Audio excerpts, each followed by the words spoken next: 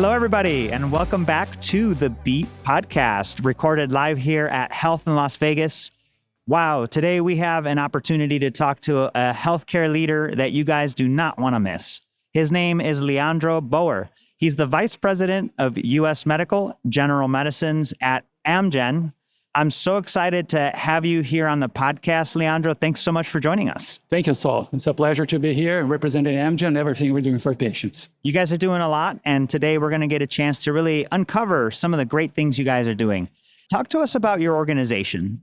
How are you reimagining care delivery to improve both access and outcomes, especially for historically underserved populations? Oh, for sure. Like the beginning, everything that happened with Amgen, it started like 40 years ago. We're a company in California that basically we help establish what biotechnology is. And we're still on the cutting edge of that. So we start with nephrology, but now we have 4 different therapeutic areas. We have oncology, we have inflammation, we have general medicines, where I'm responsible for, which is comprised by cardiovascular sciences and also osteoporosis and obesity. And we have rare disease. We expanded from California, and now we have the pleasure to serve patients over 100 countries. So different time zones, serving patients whenever there is a patient in need. We're super excited because we use technology and precision medicine to really drive what we do and bring innovative medicines to patients. Mm-hmm. We use precision medicine in cutting-edge approach, and we have multi-omics. I normally like to say that we have data waste, we have a food waste, water waste, and there should not be also data waste. And that's exactly what Amgen is doing. We look into data, we look into every single omics to really see what else we can bring to patients out there. I think that's great. And I love the analogy, Leandro, about waste. There's a lot of waste, and a lot of data does get wasted for many reasons. And so with so many emerging technologies, a lot of them relying on data, how are they shaping the future of health? And how do you decide which innovations to invest in? And how do you measure what their real world impact is? I believe the best way to really affect change is looking into what does not change, because that's the foundation for change. And I believe there are 3 things that are not changing. And the first one is our North Star at Amgen, which is serving patients. We know patients want the best treatments possible with a high efficacy, high safety. So they're really interested in that. The second thing that's not going to change in the future, no matter what, is what HCPs want. The patients want their HCPs to be educated on what is the most innovative treatment for them, so they can really make the best decisions for that treatment. And the third thing is what HCPs and patients want. They want to be part of an ecosystem, a health system that cares about them. They're really looking into the care pathways that will be effective, that will be important for them. So we look into those things. These are our North Star. And everything that we do is really focused in keeping a patient at the center. Everything gravitates around that, including technology. 10 years ago, our CTO, Dave Rees, actually, he's also a doctor, a medical doctor who was in R&D, and now we happen to be in CTO. And I love that combination because we bring technology closer to what patients need. He said 10 years ago, technology will permeate everything we do in our company. He coined the term, we're in a hinge moment. And actually we were, and we're still doing and believing in that. But in order to do that, we need to invest. And we're also making huge investments. And just like it's September 2nd, we announced that we're increasing our investments in California, creating an innovation in the Discovery Science Center with investment of more than $600 million. Where is that again? In Thousand Oaks. In Thousand Oaks okay, in California. Yeah, just north of LA. Yeah, for sure. I remember I live in San Diego. Okay. And I remember the talks of it. And so congratulations on that project. Yeah, we're super excited. And I think we're going to bring talent. And that's the thing. We're going to affect change, and make those investments, bring the best talent who are also passionate about patients. Well, Leandro, I love that perspective. And for our listeners tuning in, I just want to kind of offer that paradigm shift that Leandro has left us with, is to affect change, look at things that are not changing. I think that's a great way to tackle these opportunities. And so as things don't change, they also do change. And in 3 to 5 years from now, what are you and the company, what bets are you making? And what do you believe in that will truly transform the healthcare experience? I had 3 things. This is a short horizon, 3 to 5 years. And I think we're seeing things in 3 years that we already have planned to see. So the first thing will be how we speed up the process of clinical development.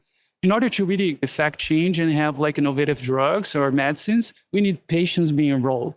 80% of the clinical trials out there, they're failing in really meet the expectations of patients being enrolled. And we, like in 2021, we developed Atomic. Atomic is a machine learning. So way before we start with this whole buzz and hype of AI, we were already looking into how technology can help us predicting which sites are more likely to succeed in finding those patients. So we could get like the regulatory approvals faster. So better medicines faster to the right patients. And this is start like in 2021. We already have more than 50 clinical trials already using that in-house technology and capability. And we managed to get like a 30% of increase in that speed of recruitment.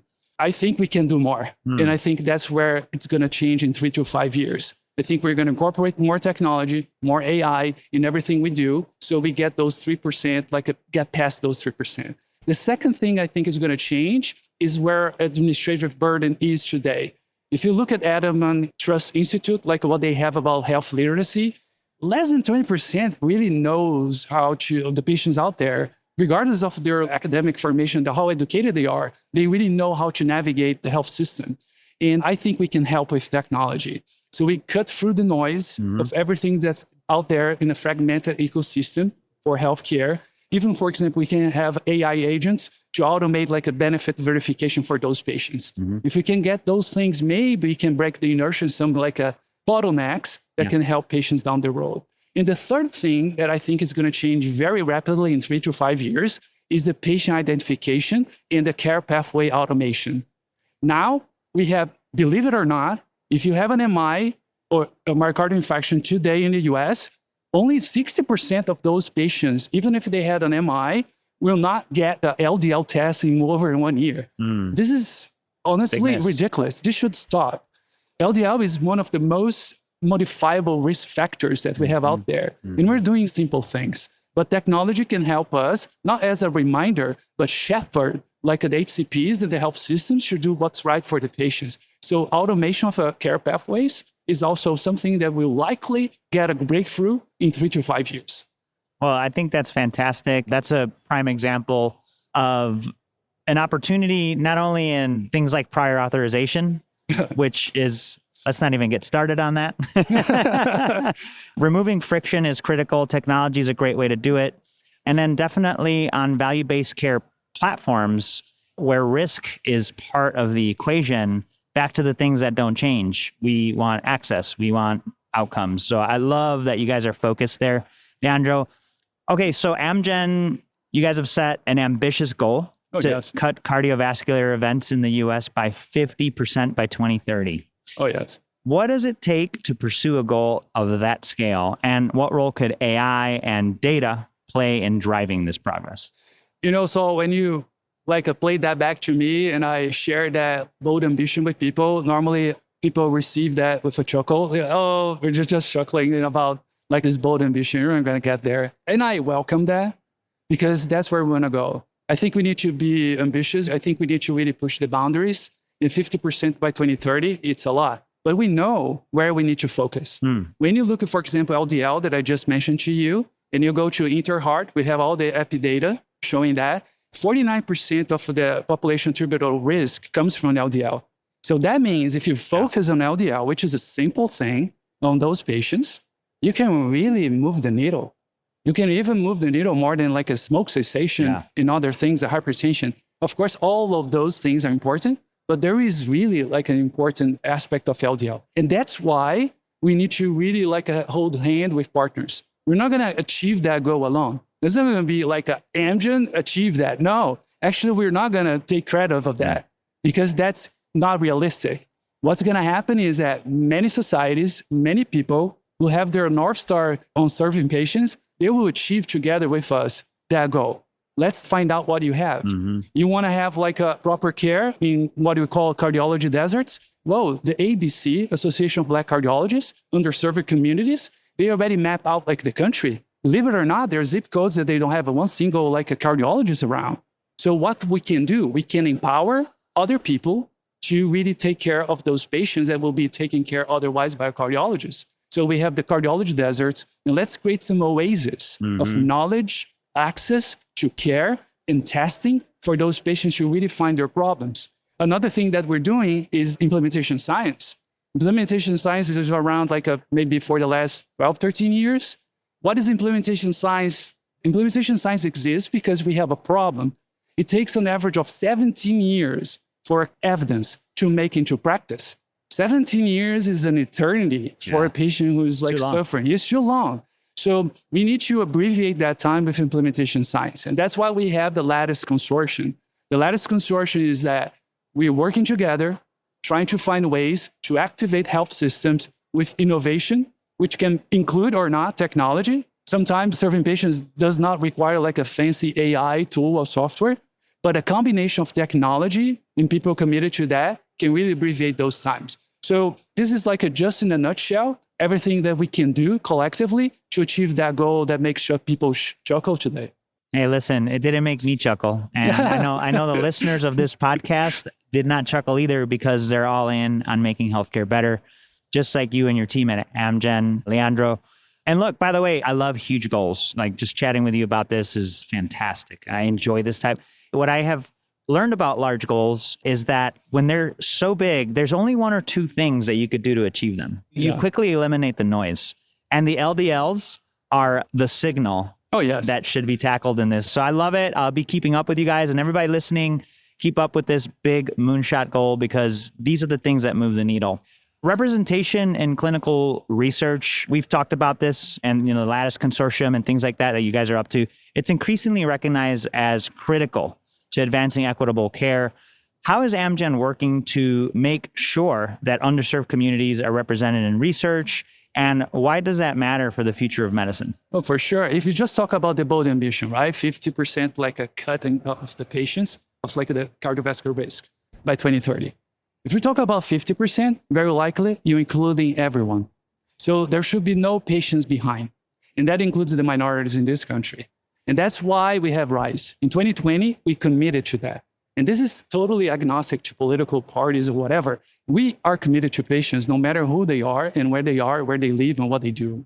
So the RISE is representation in clinical research. And we believe that if something is good for one, should be good for everyone. And so everything we do with RISE is to really increase the representation of African Americans, Hispanic population, Asians, you name it. If it's a minority, they should have the proper representation in any clinical trial.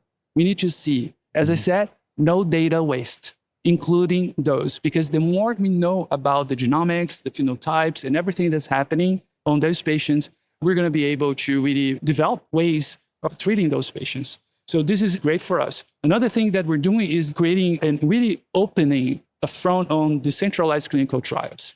Decentralized clinical trials is the future. And there are three things that I believe that will be important for us. The first one, it can be cost efficient because you don't need to really bring everybody to that side. If we don't need to bring everybody to the side to do that, we can leverage on wearables. It's more convenient to patients. And that's a minority, sometimes they don't have the same access or time to get to other places sometimes, compared to other privileged strata in the society. And also it can be faster. So if you combine those three pillars under decentralized clinical trials, we could have a better representation. Maybe we're just not having enough African Americans in our clinical trials just because we're not making it more convenient to them, as it's convenient or maybe no-brainer to other people. Such great examples of how you and the organization are making this happen. Leandro, as a leader of a large medical affairs organization, how do you support the health and safety of Amgen's teams, and how integral is that to your work?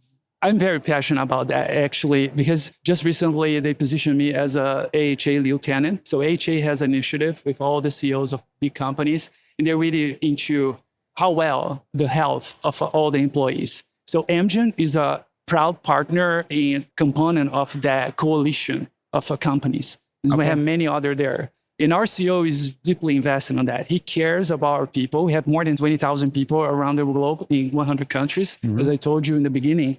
But we believe that if you're going to treat people well so they can achieve health, they need to start somewhere. start inside your own home. So we want our employees to feel well and safe so they can pay forward all that to the population of patients out there. So that's it threefold. So we have environmental aspect to that. We have the health and the safety. So those three, they go hand to hand. You cannot like choose one over the other. I think we cracked the code. We're deeply invested. And we have in this department, in this team at Amgen, like a deep knowledge to really do that. And we're like in the future, maybe in another podcast, we can open like a double click on that to see what we're doing for employees. But I normally say to people, if you really want to tell someone they're equal to you, it's not where they live or what they drive, it's what access they have to healthcare. So I think that's one way that Amgen is showing our employees, no matter which country you're coming from or serving patients, you're going to have the same quality of health across the board. So we're all good and healthy to serve others to achieve the same goal. Yeah, that's fantastic. I really appreciate that perspective, the initiatives that you guys are involved with for that overall support and safety of your employees. Look, Leandro, this has just been a fantastic time. I've really enjoyed having a discussion about how you and Amgen are really driving access to healthcare and changing the game on innovation. What closing thought would you like to leave us with? And then what's the best place that people can learn more? Oh, they can, of course, look for a website, amgen.com. That we have a very strong presence on LinkedIn. And I need to say, we're also in the mouth of the patients. Our patients who are being benefited by Amgen medicines, they talk very highly about what we can do. So talk with people and go online to find more about what we're doing. And if you really have your North Star of serving patients, contact us because we're on the same page here. That's fantastic, Leandro. Really appreciate that closing thought. And folks, thanks for joining us on this episode of The Beat with the outstanding Leandro Boer, Vice President of U.S. Medical General Medicines at Amgen. Just an incredible time. Check out the show notes. You'll find all the ways to get in touch with him and the company. Learn more. Now's the time. And Leandro, thanks for spending some time with us. Thank you, Saul. It was a pleasure.